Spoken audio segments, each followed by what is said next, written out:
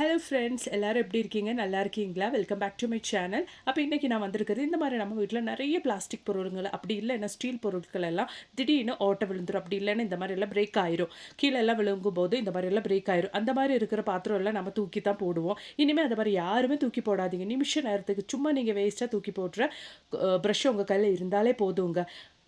ஈஸியாக நீங்கள் அதெல்லாம் ஒட்ட வச்சு பழைய மாதிரி யூஸ் பண்ணிக்கலாம். அது மட்டுமே இல்லாமல் நிறைய யூஸ்ஃபுல்லான டிப்ஸுங்க நான் இந்த ஒரு வீடியோவில் ஆட் பண்ணியிருக்கேன். அது கூட என்னென்னு பாருங்கள். அப்போ நமக்கு டைம் வேஸ்ட் பண்ணாமல் நேராக வீடியோக்குள்ளே போயிடலாங்க. அப்போ நமக்கு நம்மளோடது முதல் டிப் ஒன்று பார்த்துடலாம். அதுக்காக வேண்டிட்டு இந்த மாதிரி கெச்சப் சாஷேஸ் தாங்க நான் எடுத்து வச்சுருக்கிறேன். இதெல்லாம் நமக்கு கடையிலேருந்து ஃபுட்டெல்லாம் வாங்கும்போது இந்த மாதிரி சாஷேயில் நமக்கு கெச்சப் எல்லாம் தருவாங்க. நிறைய பேர் அதை யூஸ் பண்ணுவாங்க, நிறைய பேர் யூஸ் பண்ண மாட்டாங்க. அந்த மாதிரி யூஸ் பண்ணாத சாஷேஸ் எல்லாம் இதுக்கு மேலே தூக்கி போடாதீங்க. நல்ல ஒரு சொல்யூஷன், நம்ம க்ளீனிங் சொல்யூஷன் தான் இந்த ஒரு சாஷே வச்சு நம்ம ரெடி பண்ண போகிறோம். நம்ம அந்த மாதிரி இருக்கிற கெச்சப் ஒரு பேக்கெட் மட்டும்தான் நான் இப்போ இங்கே எடுக்க போகிறேன். பாருங்கள், இந்த மாதிரி நீங்கள் அது ஒரு பாத்திரத்துக்கு போட்டதுக்கு அப்புறமேட்டு சூடாக இருக்கிற தண்ணி நீங்கள் ஊற்றிக்கோங்க. ஒரு அரை கிளாஸ் தண்ணி தான் நான் எடுத்துருக்கிறேன். ஒரு பேக்கெட் சாஷேக்கு நீங்கள் ஒரு கிளாஸ் தண்ணி இல்லைன்னா அரை கிளாஸ் தண்ணி ஊற்றிடுங்க. நான் இங்கே அரை கிளாஸ் தண்ணி தான் எடுத்துருக்கிறேன். அதுவும் நல்ல சூடான தண்ணி தாங்க எடுத்துருக்கிறேன். அதுக்கு மேலே ஜஸ்ட் ஒரு 1/4 டீஸ்பூன் அளவுக்கு எந்த ஷாம்புவாக இருந்தாலும் பரவாயில்லைங்க, அது கூட இந்த மாதிரி ஊற்றிடுங்க. அவ்வளோதான், நம்ம சொல்யூஷன் இங்கே ரெடி ஆயிடுச்சு. இந்த கெச்சப் எல்லாம் நம்ம யூஸ் பண்ணும்போது இந்த கெச்சப் எல்லாம் நிறைய நாளுக்கு கெடாமல் இருக்கிறதுக்காக வேண்டிட்டு நிறைய ப்ரிசர்வேட்டிவ்ஸ் எல்லாம் அதில் ஆட் பண்ணியிருப்பாங்க. அதனாலே நமக்கு இது ஒரு நல்ல ஒரு சொல்யூஷன். அது மட்டுமே இல்லாமல் நம்ம கிச்சனில் கேஸ் ஸ்டோப்பு, கவுண்டர் டாப்பு, சிங்க்கு எல்லாமே க்ளீன் பண்ணுறது ஒரு பர்ஃபெக்ட் சொல்யூஷன் தாங்க இது யூஸ் பண்ணுறதுனால என்ன ஒரு அட்வான்டேஜ்னா, நமக்கு பேட் ஸ்மெல் எல்லாம் போக்கிடுங்க. நம்ம இப்போ நான்வெஜ் எல்லாம் வாஷ் பண்ணும்போது, ஃபிஷ் எல்லாம் வாஷ் பண்ணிட்டோம்னா அந்த கிச்சன் சிங்க்ல இருந்து வர அந்த பேட் ஸ்மெல் எல்லாம் நமக்கு போக்குறதுக்கு. அது மட்டுமே இல்லாமல் கிச்சன் சிங்க்கு பைப்பு வழி வர நமக்கு தெரியாமல் வர அந்த பல்லி, அது மாதிரியே கரப்பான் தொல்லை எல்லாம் இருக்கவே இருக்காதுங்க. இந்த மாதிரி சொல்யூஷன் நம்ம யூஸ் பண்ணி நம்ம கிச்சன் சிங்க்கு அது மாதிரியே நமக்கு யூஸ் பண்ணுற நம்மளோட கேஸ் ஸ்டோப்பு, கவுண்டர் டாப்பு எல்லாமே நம்ம க்ளீன் பண்ணி எடுத்துட்டோன்னா நமக்கு தெரியாமல் வர பல்லி தொல்லை, அது மாதிரியே கரப்பான் தொல்லை எதுவுமே இருக்காதுங்க. கண்டிப்பாக நீங்கள் ட்ரை பண்ணி பாருங்கள். இந்த ஒரு சொல்யூஷன் யூஸ் பண்ணி நான் கிச்சன் சிங்க்கு வாஷ் பண்ணதுக்கு ஆரம்பித்ததுக்கு அப்புறமேட்டு நான் கிச்சன் சிங்க்கில் நான் இந்த மாதிரி பல்லி, கரப்பான் எதுவுமே பார்த்ததில்லைங்க. நீங்களும் கண்டிப்பாக ட்ரை பண்ணுங்கள், ரொம்பவே யூஸ்ஃபுல்லாக இருக்கும். அது மட்டுமே இல்லாமல் அந்த ஒரு கவுச்சு ஸ்மெல் உங்களுக்கு உங்கள் கிச்சன் சிங்க்லேருந்து வரவும் வராது. பாருங்கள், நல்லா பலன்னு என் கிச்சன் சிங்க்கு க்ளீன் ஆயிடுச்சு. நீங்களும் ட்ரை பண்ணி பாருங்கள். அது மட்டுமே இல்லை, இங்கே பாருங்கள், காலையில் என் வேலையெல்லாம் முடிச்சதுக்கு அப்புறமேட்டு கேஸ் ஸ்டோப்பு எனக்கு மட்டுமே இல்லை, எல்லாருக்கும் இந்த மாதிரி தான் இருக்கும். அது அப்புறமே க்ளீன் பண்ணுறது ரொம்பவே ஒரு பெரிய வேலையாக இருக்கும். அது இல்லாமல் ஈஸியாக உங்களுக்கு க்ளீன் பண்ணுறதுக்காக நம்ம ரெடி பண்ண இந்த ஒரு சொல்யூஷன் மட்டுமே போதுங்க. நீங்கள் இந்த மாதிரி அந்த சொல்யூஷன் நல்லா எங்கெங்கே உங்களுக்கு க்ளீன் பண்ணணுமோ இந்த மாதிரி அந்த கேஸ் ஸ்டோப் மேலே ஊற்றி விட்டுக்கோங்க. அதுக்கப்புறமேட்டு நீங்கள் வழக்கமாக கேஸ் ஸ்டோப்பை க்ளீன் பண்ணுற துணி எடுத்து நல்லா ஒன்று வைப் பண்ணி விட்டாலே உங்கள் கேஸ் ஸ்டோப்பு நல்லா க்ளீன் ஆயிருங்க. கேஸ் ஸ்டோப்பில் கண்டிப்பாக இந்த ஒரு சொல்யூஷன் நீங்கள் க்ளீன் பண்ணும்போது இருக்கிற மெயின் அட்வான்டேஜ் என்னன்னு பார்த்தீங்கன்னா, நமக்கு கரப்பான் தொல்லை, பல்லி தொல்லை எதுவுமே கேஸ் ஸ்டோப் மேலே இருக்காதுங்க. நைட்டு நம்ம ஏதாச்சும் ஃபுட்டு அப்படி இல்லைன்னா பால் இதெல்லாம் நம்ம கேஸ் ஸ்டோப் மேலே வச்சுட்டு தான் நம்ம போவோம். ஏதாச்சும் ஃபுட்டெல்லாம் பேலன்ஸ் ஆனால் அந்த மாதிரி ஃபுட்டு மேலே எல்லாம் பல்லி, கரப்பான் எல்லாம் நமக்கு தெரியாமல் போகிறதுக்கு சான்ஸ் எல்லாம் இருக்குது. இந்த மாதிரி சொல்யூஷன் வச்சு நீங்கள் நைட்டு க்ளீன் பண்ணி வச்சுட்டிங்கன்னா அந்த ஒரு ஸ்மெல்லுனாலேயே, நல்ல ஷாம்பு அது மாதிரியே கெச்சப் ஸ்மெல்லுனாலேயே அந்த கரப்பான் அது மாதிரியே பல்லி எல்லாம் பக்கம் கூட வராதுங்க. கேஸ் ஸ்டோவ் பக்கம் கூட வராது. கண்டிப்பாக நீங்கள் ட்ரை பண்ணுங்கள். பாருங்கள், க்ளீன் பண்ணதுக்கு அப்புறமேட்டும் ஒரு மாதிரி பிசு தன்மை நம்ம கேஸ் ஸ்டோவ் மேலே இருக்குது. அது கூட போக்கி நல்லா க்ளீனாக ஃபைனாக இருக்கிறதுக்காக வேண்டிட்டு இந்த மாதிரி ஒரு ட்ராப்பு தேங்காய் எண்ணெய் தாங்க நான் போட்டிருக்கிறேன். பேராசூட் அந்த 10 ரூபா பாட்டில் தேங்காய் எண்ணெய் தாங்க நான் ஊற்றியிருக்கேன். பாருங்கள், ஜஸ்ட் ஒரு ட்ராப் 2 ட்ராப் நீங்கள் போட்டு அதுக்கப்புறமேட்டு ஒரு டிஷ்யூ பேப்பர் அப்படி இல்லைன்னா நியூஸ் பேப்பர் வச்சு இந்த மாதிரி நல்லா வைப் பண்ணி விட்டுருங்க.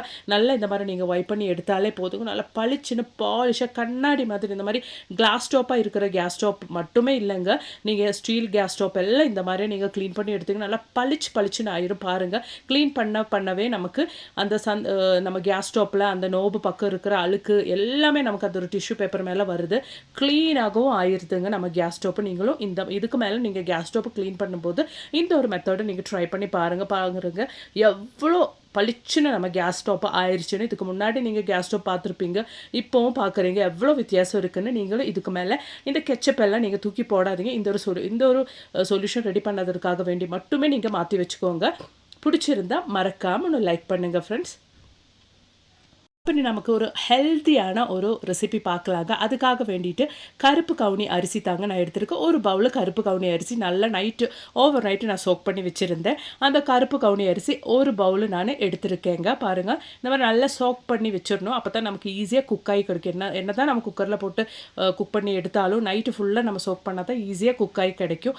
அது மாதிரி ஒரு 3/4 பவுலு வெந்தயம் தாங்க எடுத்திருக்கிறேன். வெந்தயம் அது மாதிரியே பிளாக் ரைஸ் அது கருப்பு கவுனி அரிசி சேர்த்து தான் நம்ம இங்க குக் பண்ணுறோம். நல்லா கொஞ்சம் தேவையான அளவுக்கு அது வெந்து கிடைக்கிறதுக்காக அளவுக்கு தண்ணி ஊற்றிட்டு நம்ம நல்லா ஒன்று விசில் விட்டுடலாங்க. ஒவ்வொரு குக்கருக்கு தகுந்த மாதிரி நீங்கள் விசில் விட்டு நல்லா வேக வச்சுக்கோங்க. நான் தேவையான அளவுக்கு தண்ணி ஊற்றி அதில் கொஞ்சம் உப்பு கூட போட்டு நல்லா வேக வச்சுருக்க போகிறேங்க. ரொம்பவே யூஸ்ஃபுல்லான ஹெல்த்தியான ஒரு கஞ்சி தான் நம்ம இங்கே ரெடி பண்ண போகிறோங்க. பாருங்கள் நல்லா வேக வச்சு எடுத்துகிட்டு பாருங்கள் எவ்வளோ தண்ணி இருந்துச்சு. இப்போ ஒரு சொட்டு தண்ணி இல்லாத அளவுக்கு நல்லாவே ட்ரை ஆயிடுச்சு. நல்லாவே வெந்து கிடச்சிச்சு. இது மாதிரி ஒரு கரண்டி எடுத்து ஜஸ்ட் நீங்கள் ஒன்று மசிச்சு விட்டிங்கன்னா நல்லாவே அது இன்னும் கொஞ்சம் ஈஸியாக நல்லா சாஃப்ட் ஆயிரும் அந்த அரிசி அது மாதிரி வெந்தயம் எல்லாம்.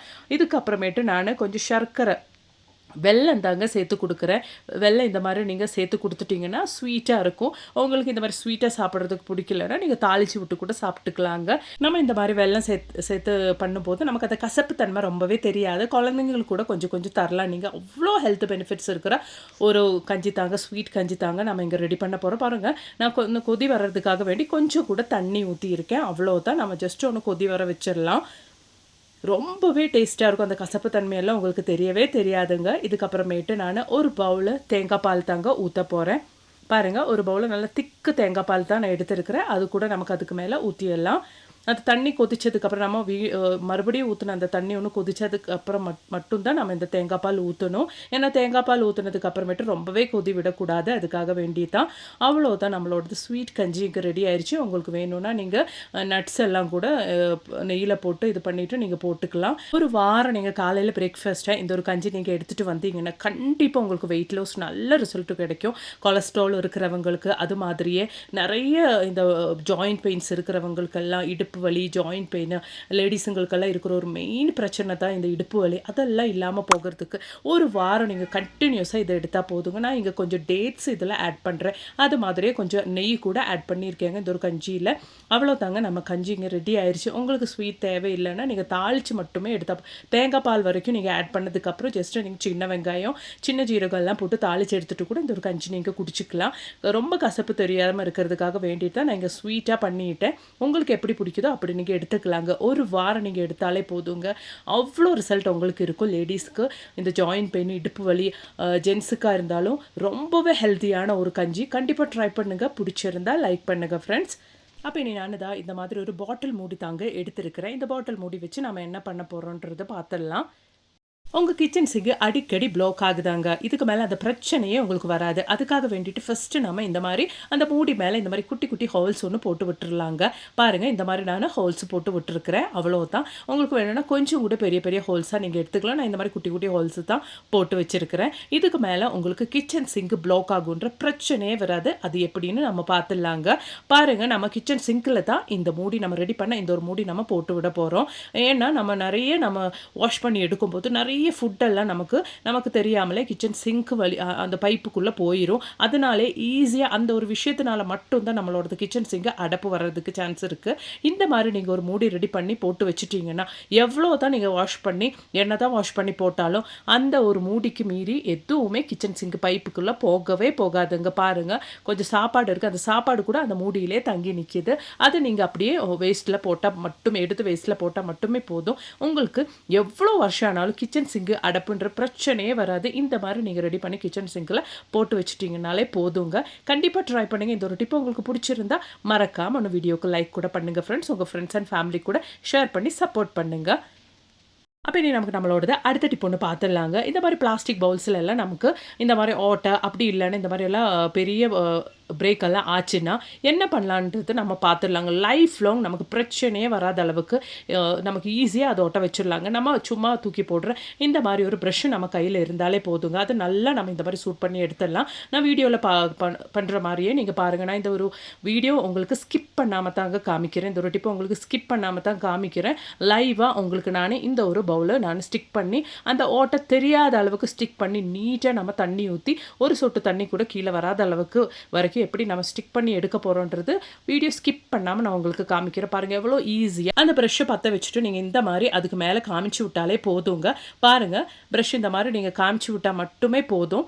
ஈஸியாக நிமிஷ நேரத்துக்கு அந்த ஒரு ஹோல்ஸ் எவ்வளோ பெரிய ஹோல்ஸ் உங்களுக்கு அந்த பிளாஸ்டிக் பாத்திரத்தில் இருந்தால் கூட ஈஸியாக நீங்கள் இது அடைச்சி விட்டுறலாங்க.